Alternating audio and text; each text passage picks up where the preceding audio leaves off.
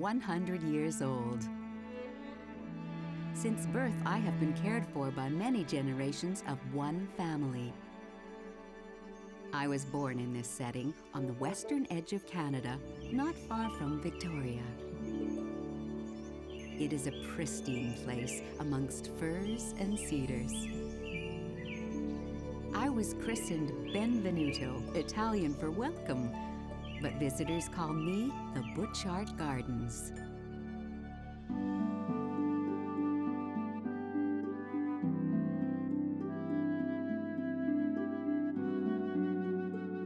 I've spread a little since my youth. I now cover 55 acres. That's 22 hectares in metric measure. While I collect my thoughts, why don't I leave you to wander on your own for a bit, to see my many gardens within a garden.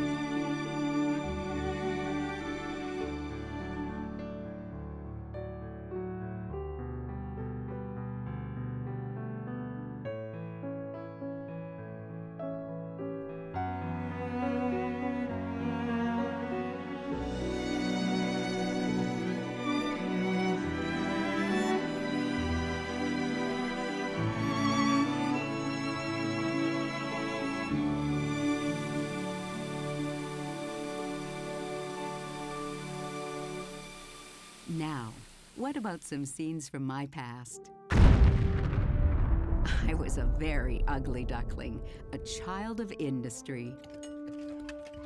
My birthplace was a limestone quarry used for the generosity of this man, Robert Pym Butchart, made me possible. He was a pioneer cement manufacturer in Canada.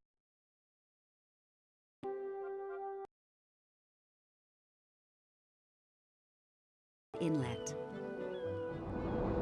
Mr. Butchart was quick to utilize new technologies, such as using rotary kilns and shipping cement in paper sacks instead of wooden barrels. And this is his wife, Jenny, whose remarkable imagination conceived me. My beginnings were modest.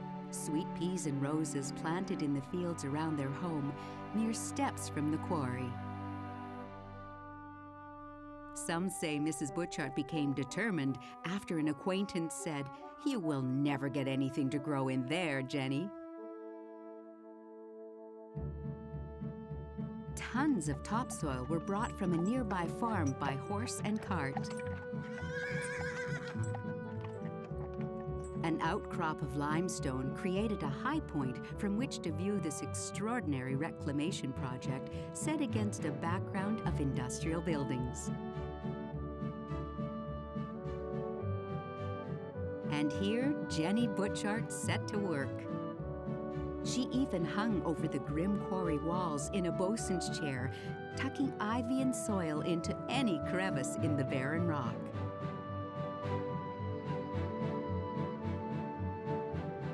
My renown spread. First friends came to visit, then friends of friends, and all were welcomed. Until numbers made it impossible, everyone was served a cup of tea. 18,000 cups in 1915 alone. As time passed, Benvenuto became home to the conveniences of modern life. Jenny spent every spare moment tending my flowers. A pond in the shape of a star was built as a decorative home for Mr. Butchart's ducks.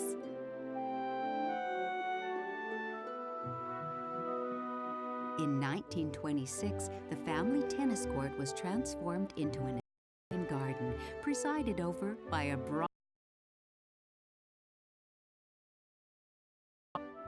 In 1928, Mr. and Mrs. Butchart were awarded the freedom of the city. The quotation of the day couldn't have been more apt: for their public service and kindliness of heart.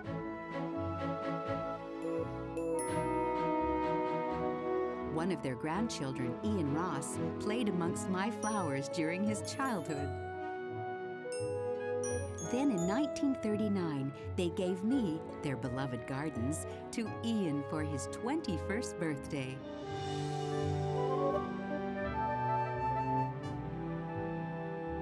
During his 55 years of stewardship, Ian Ross developed me into a world-renowned beauty, attracting millions of admirers from all over the globe. For his efforts, Ian Ross received both the Order of British Columbia and the Order of Canada. And oh, what a time it's been, with Mr. and Mrs. Butchart for 35 years. And with Ian and his wife Ann Lee for more than 50.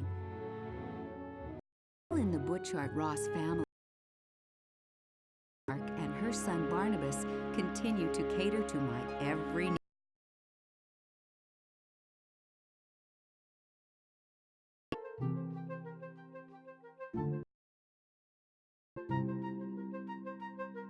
I love the freshness of spring flowers.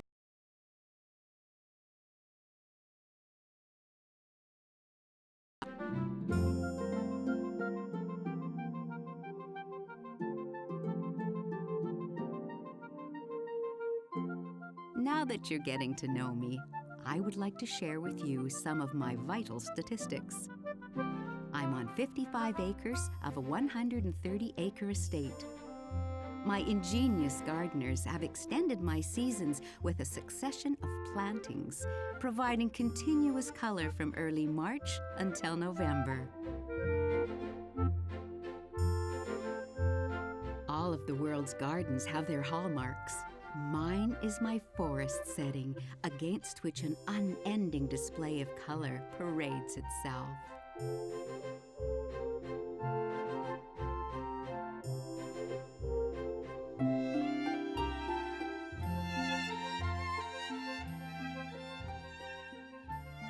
The sunken garden lake, where trout came to feed when Mr. Butchart clapped his hands.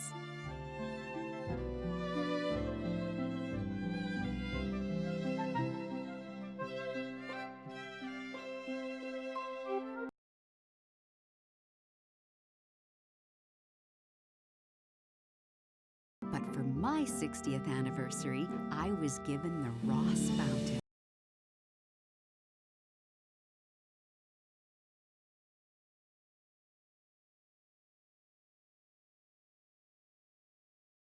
Endless variations.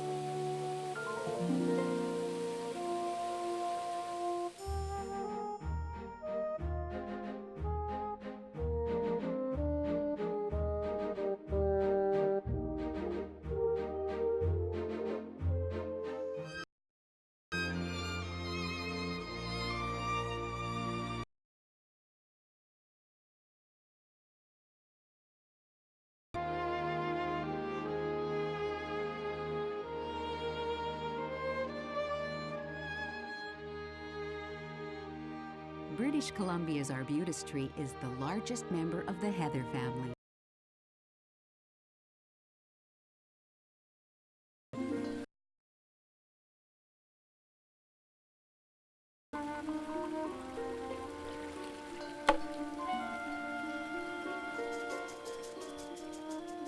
The Japanese garden. Here, Mrs. Butchart brought a visitor one day, a British adventurer named Captain Frederick Marshman Bailey, who talked of a poppy which he'd recently discovered in Tibet. He was amazed when Mrs. Butchart happily showed him his blue poppy, grown here from the original seed he'd sent to the Edinburgh Botanical Garden.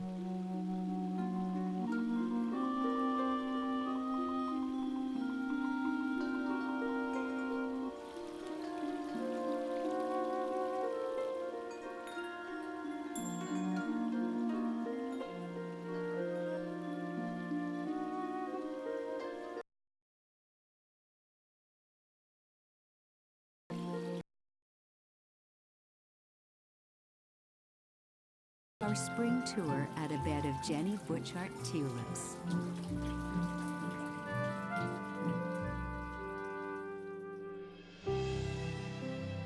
Now it's time to see me in my summer clothes.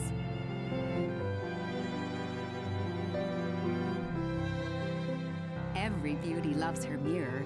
To reflect, well, to reflect this, Jenny Butchart's Rose Garden.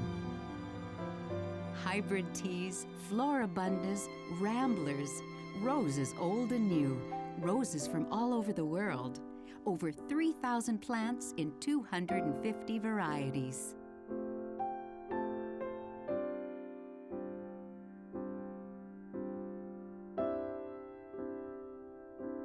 I love the names. Cherry Parfait, Mellow Yellow, Canadian Sunset, Peace, and of course my personal favorite, the Jenny Butchart Rose. My gardeners remove spent blooms to encourage continuous flowering throughout the entire summer.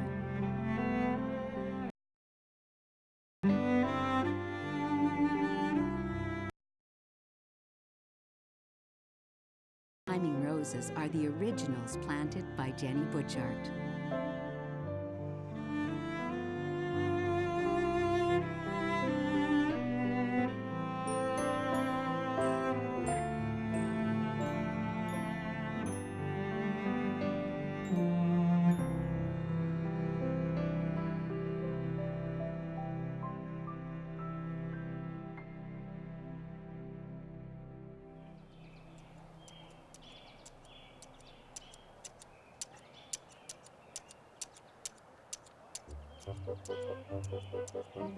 Ian Ross used to say, most of gardening is just plain hard work.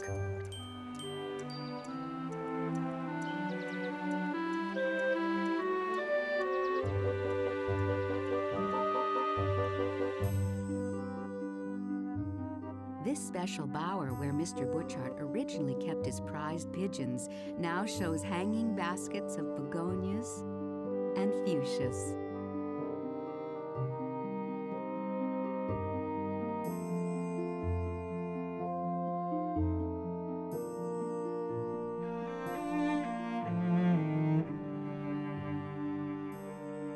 Cornus Cusa, a relative of British Columbia's dogwood.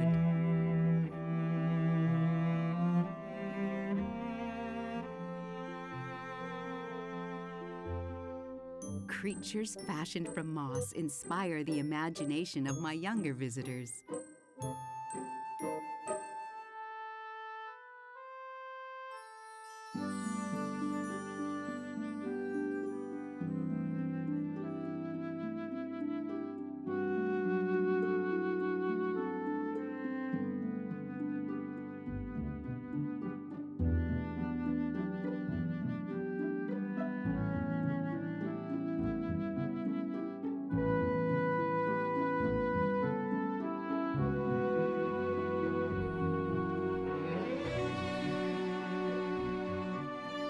A garden is not a static creation, it's a living, breathing work of art that is forever changing. Mrs. Butchart certainly understood that.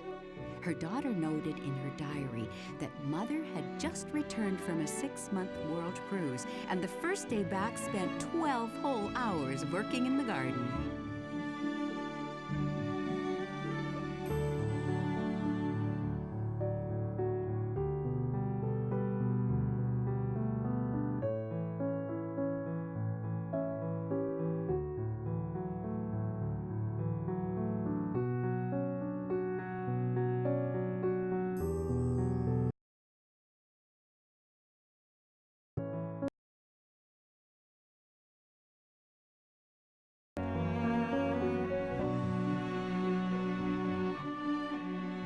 Heavy clay removed for the manufacture of cement left this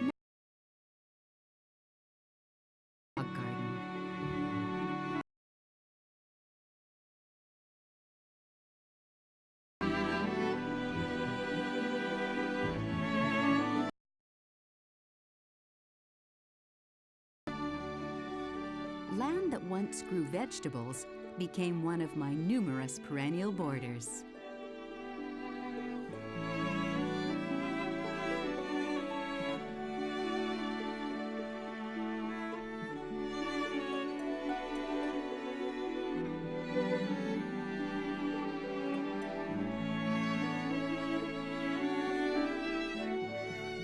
Once part of the Butchart's kitchen garden, these apple trees are nearly 100 years old. On sunny afternoons, Butchart grandchildren played here on the residence lawn.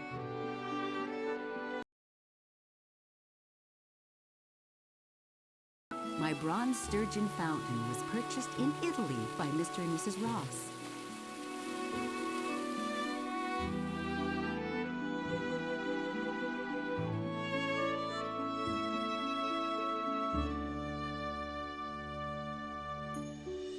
A red torii gate marks the entrance to the Japanese garden, where in 1905 Jenny Butchart and landscaper Isaburo Kishida from Japan set to work on the slope of land between the residence and the Pacific Ocean.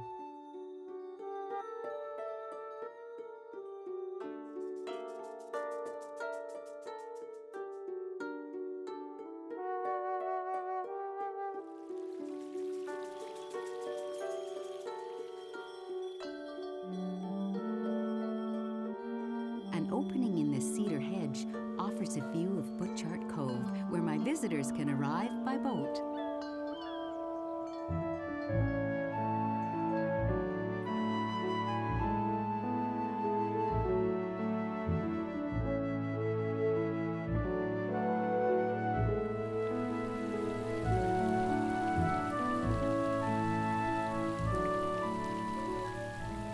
The Star Pond, long ago home for Mr. Butchart's ducks.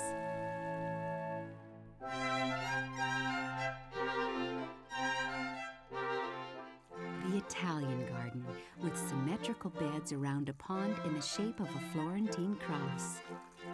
Mr. and Mrs. Butchart could view it from above, from their bowling alley, swimming pool, or billiard room. Look at my tennis court now.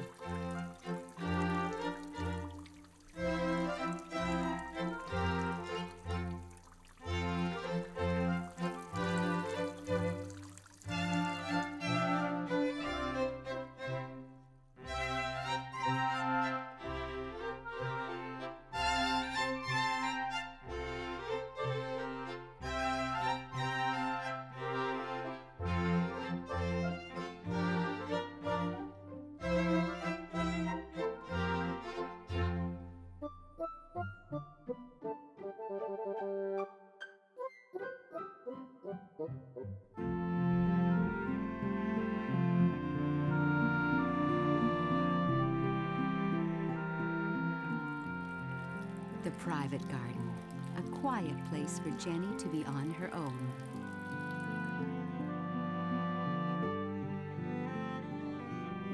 The Butchart tradition of serving tea to visitors continues today in the dining room restaurant.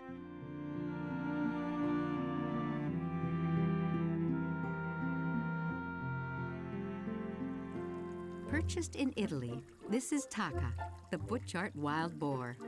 Visitors rub his nose and wish for luck.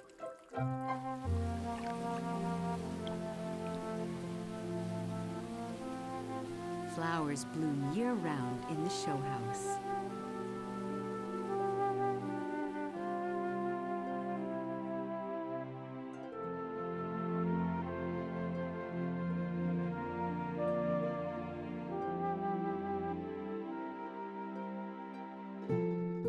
Mediterranean garden. Plants are grown here that enjoy a Mediterranean climate.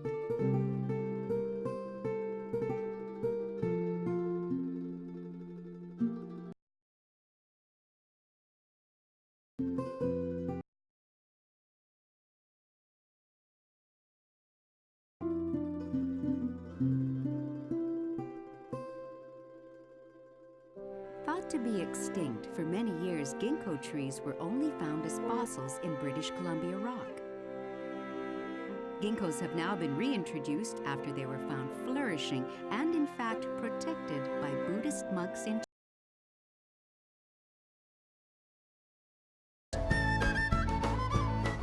Live entertainment in the gardens is a family tradition.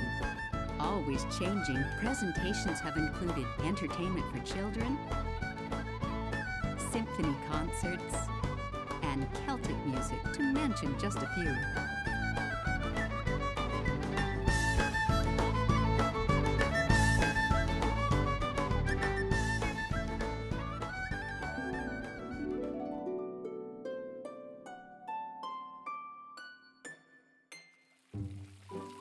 And this was my 50th birthday present.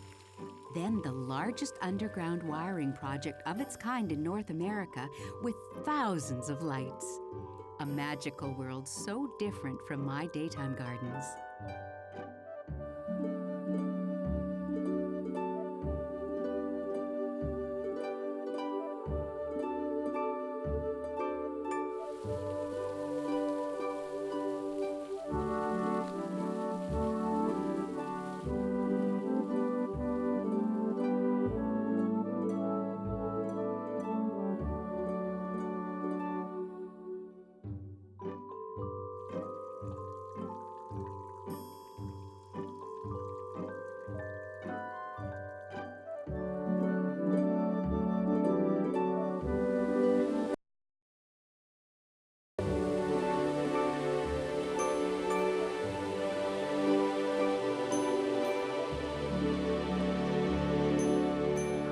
And today, another generation of the Butchart+ family has fashioned new jewels with which to flatter me. Saturday nights during summer, fireworks, choreographed to music from my garden setting by great-grandson Christopher Ross, fill my skies with a theatrical performance of fire. Aren't they marvelous?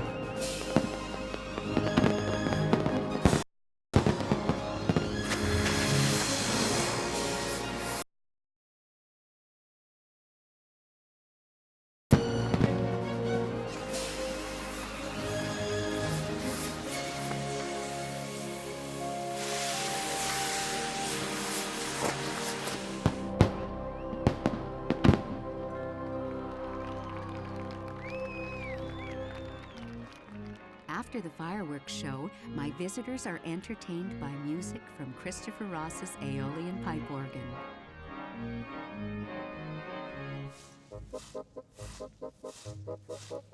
Being a beauty of advancing years, I'm sure you'll understand that it takes more than a little effort to get me ready in the morning.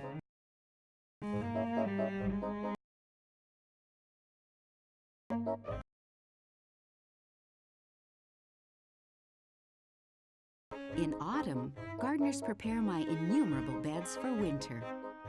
Good work! Only 60,000 more bulbs and we'll be done.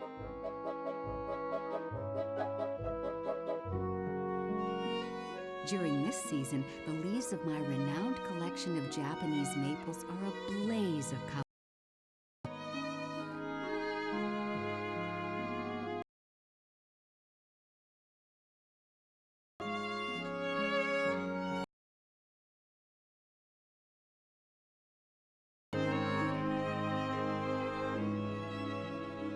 In 2005, the Canadian government designated me a National Historic Site of Canada. To commemorate the event, this plaque was installed at the edge of the sunken Garden Lake.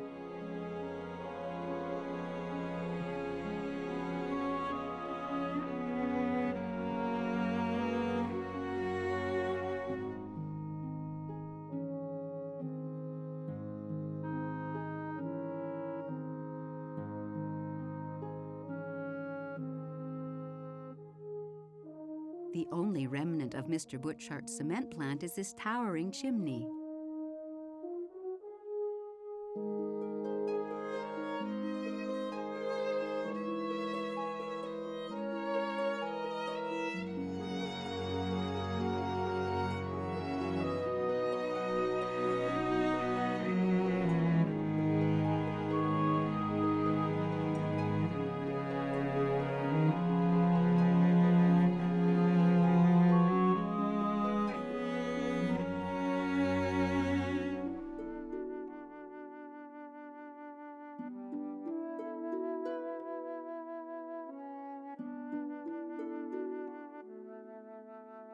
Mrs. Butchart used to say that all you needed to make concrete look like tree bark is a simple fork.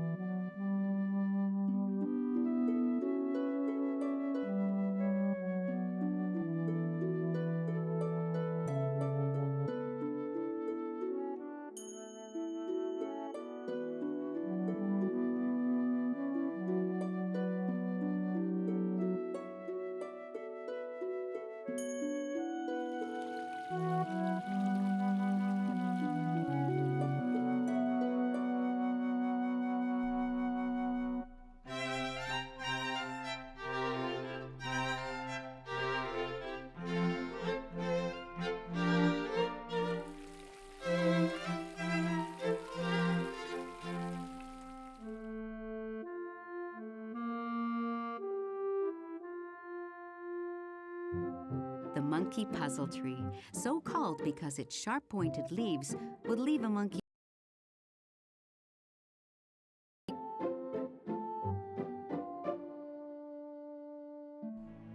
The dahlia, whose discoverer didn't think much of it as a flower, but thought its tuber might make a fine substitute for the potato.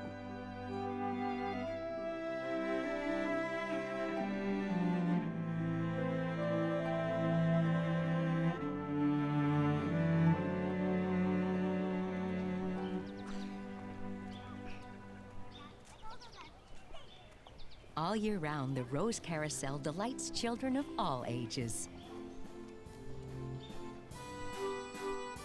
Housed in the spectacular pavilion with its domed roof, the hand-carved animal figures provide a charming seat for the youthful riders.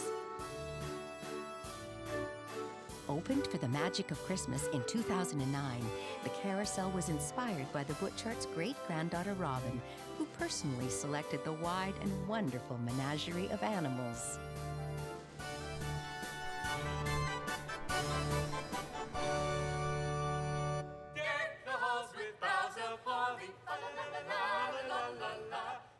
My celebration of the joy of Christmas is past. Cedar and juniper wreaths around the seed and gift store where visitors browse for hours. In this season without flowers, I've been showered with.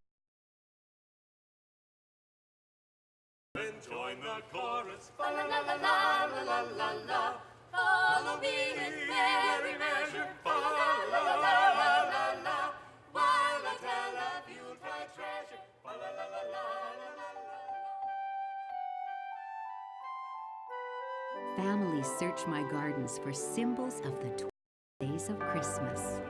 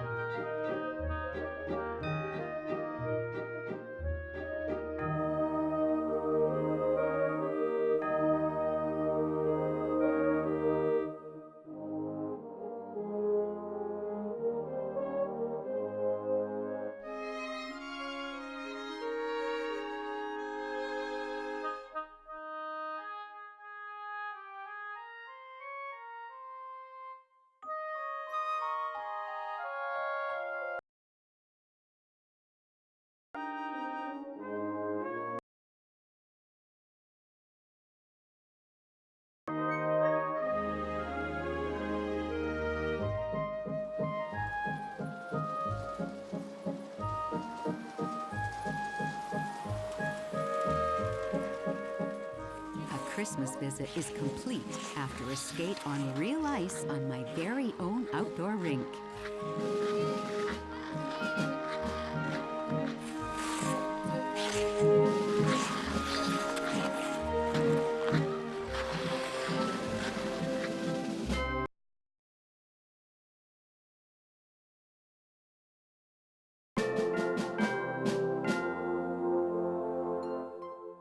Even in winter, when at rest, I attract many an envious glance.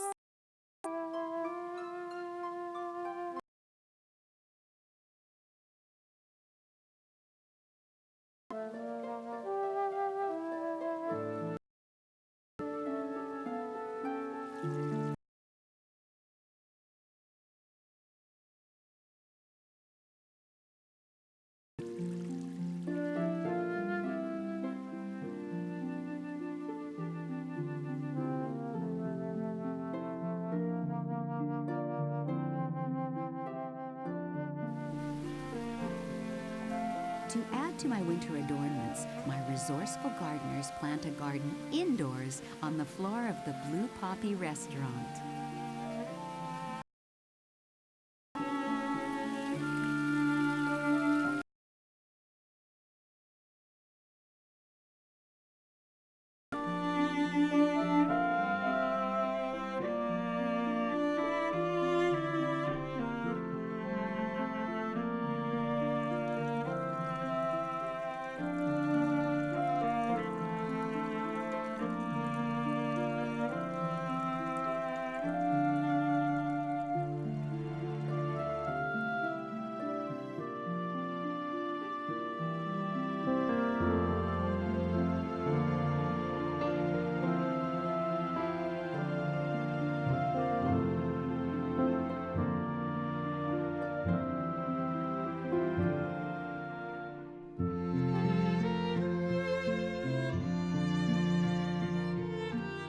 Inside the original Butchart residence, my historic artifacts are displayed during winter.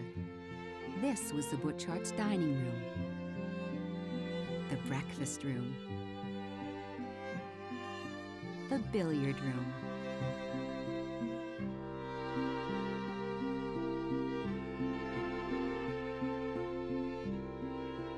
photographic memory,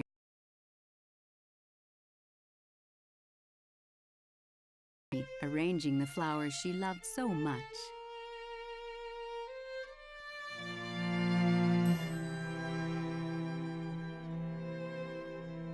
When Mr. and Mrs. Butchart were honored with the freedom of the city, they were presented with this traditional key.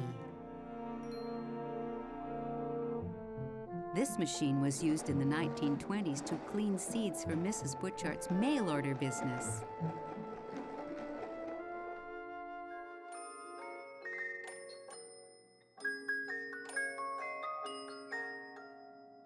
Mr. Butchart enjoyed collecting unusual music boxes.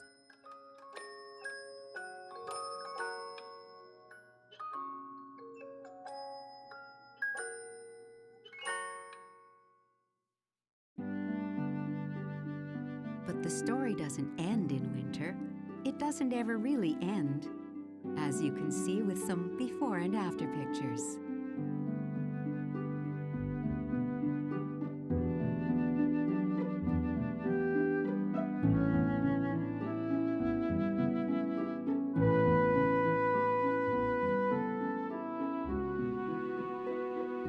And today, over 100 years since Jenny Butchart planted her first sweet pea, third and fourth generations of the Butchart-Ross family continue welcoming my visitors.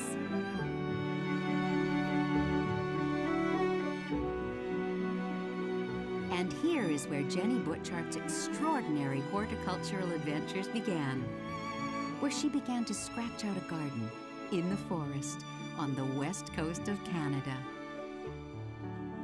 And in my visitor's book, returning visitors write, bless them all, that I am more beautiful than ever.